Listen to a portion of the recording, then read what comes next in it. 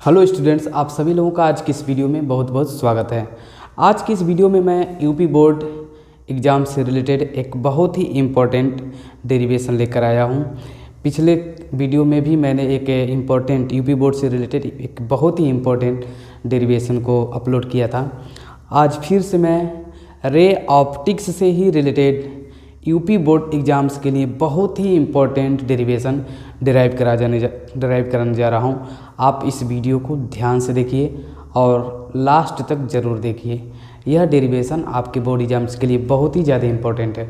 Okay, जो derivation है refraction of light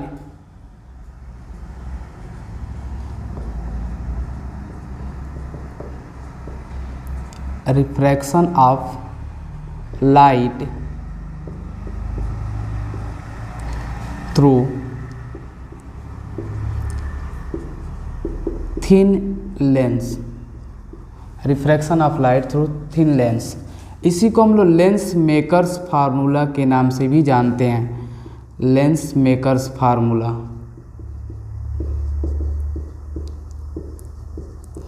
okay, तो आज की इस वीडियो में हम लोग इसी से रिलेटेड फार्मूलों को डिराइव करेंगे।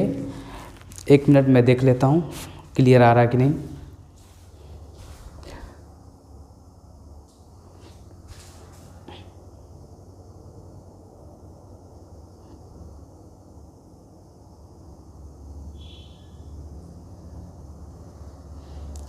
ठीक है, ओके। अब देखिए, अगर आपको इस फार्मूले का डेरिवेशन जानना है, सीखना है, तो आप रिफ्रैक्शन थ्रू स्फेरिकल सरफेस, इसका डेरिवेशन कैसे किया जाता है और इसका फार्मूला क्या होता है, इसके लिए आप मेरा पिछला वीडियो ज़रूर देखिए। अगर आप उस फार्मूले को नहीं जानते हैं और तो इस डेरिवेशन को नहीं कर पाएंगे। ओके, क्लियर है? चलिए, ओके, देखिए मैं यहाँ पे एक थिन लेंस ड्रॉ कर दे रहा हूँ। यहाँ पर हमने एक थिन लेंस ड्रॉ कर दिया है। ये इसका प्रिंसिपल एक्सिस हो गया। और मान लेते हैं इस जो थिन लेंस का थिकनेस है वो बहुत ही स्मॉल है, ठीक है, बहुत कम है। कंसीडर कर लेते हैं इसका जो थिकनेस है वह स्मॉल टी है। ओके, इस लेंस का जो रिफ्रैक्टिव इंडेक्स है वह इसके सराउंडिंग मीडियम के रिस्पेक्ट में, अगर n हो, ओके, मान लेते हैं इस लेंस का रिफ्रैक्टिव इंडेक्स n2 और इसके सराउंडिंग मीडियम का रिफ्रैक्टिव इंडेक्स n1 है। n2 जो है वह n1 से ज़्यादा है, मतलब लेंस का जो मीडियम है वह इसके सराउंडिंग मीडियम के रिस्पेक्ट में डेंसर मीडियम है। ओके, क्लियर है? हाँ देन मान लेते यहाँ पर एक पॉइंट ऑब्जेक्ट O है, एक पॉइंट ऑब्जेक्ट O है, तो इस ऑब्जेक्ट से एक लाइट रे जाएगी। ओके, ये जो हो गया फर्स्ट सरफेस का, फर्स्ट कर्व्ड सरफेस का सेंटर ऑफ कर्वेचर, और ये हो गया सेकेंड सरफेस का सेंटर ऑफ कर्वेचर। क्लियर है? इस कर्व्ड सरफेस का centre of curvature C1 consider कर लेते हैं और सेकेंड सरफेस का कर्व्ड सरफेस का centre of curvature C2। Okay, clear है?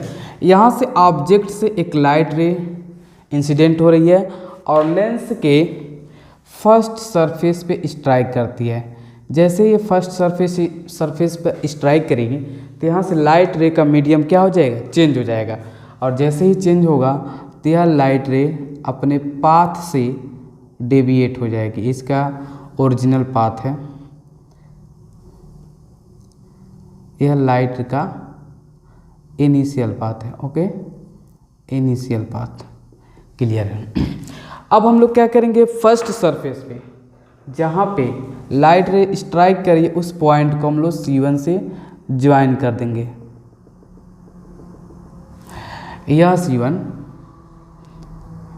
से ज्वाइन कर देते हैं, यानी कि हम लोग इस पॉइंट पर एक नॉर्मल ड्रॉ करते हैं C1n1। जैसा कि सबको पता है, जब लाइट रे रेयर मीडियम से डेंसर मीडियम में जाती है तो नॉर्मल की ओर बेंड हो जाती है। देखिए नॉर्मल की ओर बेंड हो गई है। अब यहाँ पे देखिए लाइट रे यहाँ से यहाँ तक जब तक मीडियम चेंज नहीं होगा तब तक लाइट रे स्ट्रेट ट्रेवल करेगी।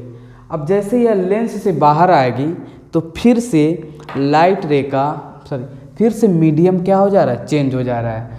अब लाइट रे इस पॉइंट पे स्ट्राइक कर रही है सेकेंड सरफेस के, तो हम लोग यहाँ पे नॉर्मल ड्रॉ करेंगे और इस पॉइंट पे नॉर्मल ड्रॉ करने के लिए हम लोग इस पॉइंट को C2 से ज्वाइन कर देंगे। ओके, ये सेकेंड नॉर्मल हो गया N2। और जैसा कि आपको पता है जब लाइट रे डेंसर मीडियम से रेयर मीडियम में जाती है तो नॉर्मल से अवे हो जाती है। ठीक है, तो अगर ये सेकेंड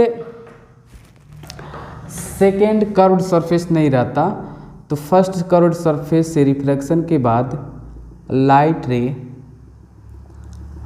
आई डैश पर प्रिंसिपल एक्सिस से स्ट्राइक करती और फर्स्ट सरफेस रिफ्लेक्शन के बाद ऑब्जेक्ट O का इमेज कहाँ पर बनता, आई डैश पे। लेकिन यहाँ से फिर से लाइट रे का रिफ्लेक्शन होगा और लाइट रे नॉर्मल से अवे बेंड हो जाएगी यहाँ पे, देखिए। और यही जो पॉइंट होगा ऑब्जेक्ट O का फाइनल इमेज होगा। दोनों सरफेस से रिफ्लेक्शन के बाद आई पर फाइनल इमेज बनेगा। ओके, क्लियर है। ये हो गया रे डायग्राम, इसका रे डायग्राम। अब चलिए हम लोग इसके फार्मूले का डिराइव करते हैं। ओके, ध्यान दीजिएगा। ओके, कुछ पॉइंट्स हम लोग कंसीडर, जैसे लेंस से ये जो पॉइंट हो गया लेंस का फर्स्ट पोल हो गया और ये जो पॉइंट है लेंस का सेकेंड पोल, मतलब फर्स्ट कर्व्ड सरफेस का फर्स्ट पोल, सेकेंड सरफेस का सेकेंड पोल। ठीक है, मान लेते हैं P1 से O का डिस्टेंस U, P1 से I डैश का डिस्टेंस V डैश और P2 से I का डिस्टेंस V है। ओके, इतनी सारी चीज़ें क्लियर हैं। ओके, अब देखिए फर्स्ट सरफेस से रिफ्रैक्शन के बाद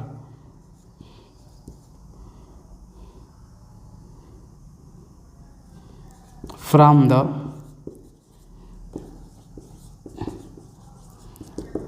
refraction through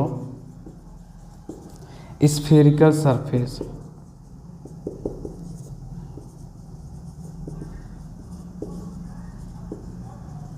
formula. Okay, clear है।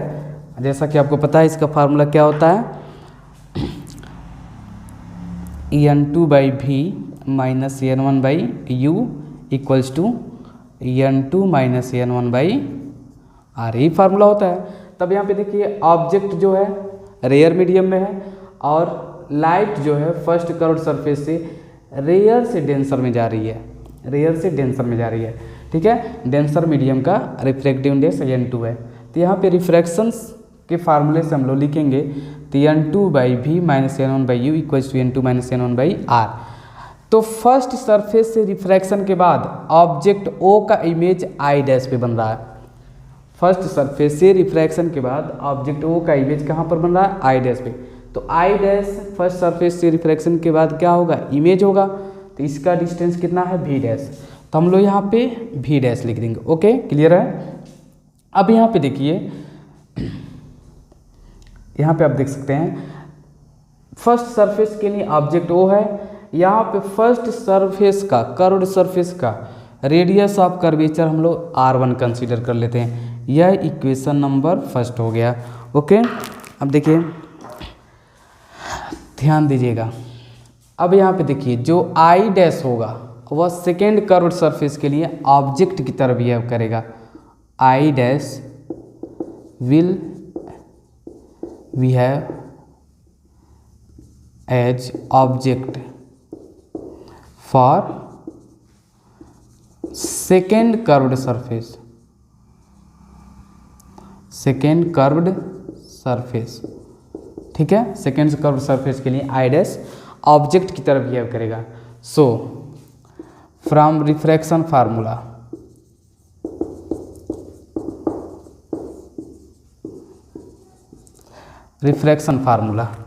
हम लोग वहीं यहाँ पर फिर से रिफ्रैक्शन फार्मूला अप्लाई करेंगे, n2 by v minus n1 by u equals to n2 minus n1 by are.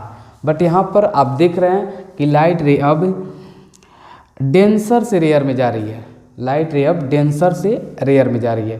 तो यहाँ पे ए जो होगा n1 हो जाएगा और ये n2, यहाँ पे n1 माइनस n2, और सेकेंड कर्व्ड सरफेस का radius of curvature r2। Okay, clear है।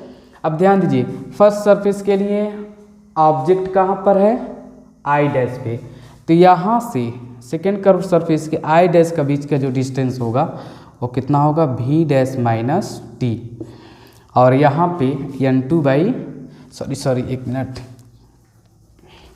सेकेंड सरफेस से रिफ्लेक्शन के बाद इमेज आई पर बन रहा है, तो इसका डिस्टेंस कितना है, v। और ये जो ऑब्जेक्ट का डिस्टेंस होगा वो हो जाएगा v डैश माइनस टी। इसको और हम लोग सिंप्लीफाई करते हैं तो n1 by v minus n2 by v dash minus t, और यहाँ से माइनस कामा ले लेते हैं, n2 minus n1 by r2। Okay, clear है। यहाँ पे देखिए, क्योंकि जो t है बहुत ही कम है, v डैश के कंपेरिजन में देखें तो v डैश का जो वैल्यू है और t से बहुत ज़्यादा है, या t का वैल्यू v डैश के कंपेरिजन में बहुत ही कम है। तो हम लोग क्या करेंगे, t को नेगलेक्ट कर देंगे। हम लोग लिख सकते हैं n बाई, देखिए v dash minus t, approximately हम लोग क्या लिख सकते हैं, v dash. Okay, n1 by v minus n2 upon v dash equals to minus n2 minus n1 upon r2। यह इक्वेशन नंबर सेकेंड हो गया। अब क्या कीजिए, इक्वेशन फर्स्ट और सेकेंड को ऐड कीजिए, adding equation first and second. Equation first और सेकेंड को ऐड कीजिए तो देखिए क्या मिलता है। यहाँ से देखिए n2 by v dash plus में है और यहाँ पे n2 by v dash minus में, ये तो कैंसिल आउट हो जाएंगे। यहाँ पे हम देख रहे हैं n1 बाई वी और यहाँ पे माइनस n1 बाई यू, तो minus n1 upon u equals to, यहाँ पे देखिए n2 minus n1 by r1 है और यहाँ पे n2 by n1 by r2 minus में, तीन दोनों हम देख रहे हैं, n2 माइनस n1 कॉमन हो जाएगा और यहाँ पे बचेगा 1 by r1 minus 1 upon r2। ठीक है, इस फार्मूले को आप याद रखिएगा। ओके,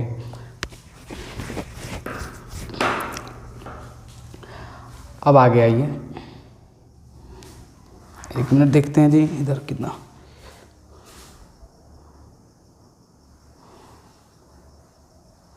क्लियर है वीडियो। चलिए अब यहाँ से देखिए, ध्यान दीजिएगा, यहाँ पे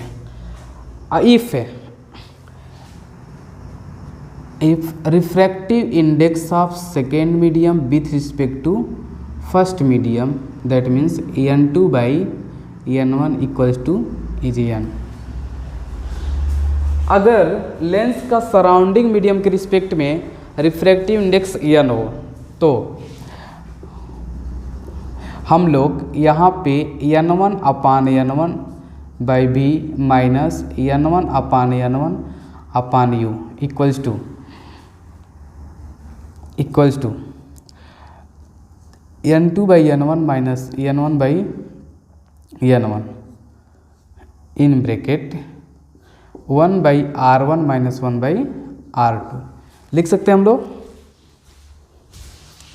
हाँ लिख सकते हैं, दिखाई दे रहा है, लिख सकते हैं। ओके, अब देखिए n2 बाई n1 को n1 बाई n1 1 हो जाएगा, तो यहाँ से आपको मिलेगा 1 by v minus n1 by n1, ये भी 1 हो जाएगा, 1 बाई यू इक्वल्स टू, यहाँ से n2 बाई n1 को हमने क्या कंसीडर किया है, n minus n1 by n1 1 हो जाएगा और 1 by r1 minus 1 by r2। ठीक है, एक फार्मूला आपको यहाँ से मिलेगा।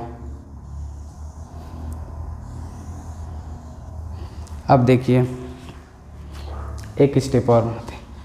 अब आप देखिए, if u equals to infinite अगर ऑब्जेक्ट इन्फिनिटी पर हो तो इमेज कहाँ पर बनेगा, फोकस पे, ठीक है। तो then if u equals to U infinity then v equals to क्या हो जाएगा, f। तो वैल्यू पुट कीजिए 1/f माइनस 1/इन्फिनिटी equals to n minus 1/r1 minus 1/r2। यहाँ पे 1/इन्फिनिटी 0 हो जाएगा, मिलेगा 1/f equals to n minus 1/r1 minus 1/r2। Okay, clear है। तो ये हो गया लेंस मेकर्स का फार्मूला। इसी को हम लोग लेंस मेकर्स फार्मूला कहते हैं, लेंस मेकर्स फार्मूला।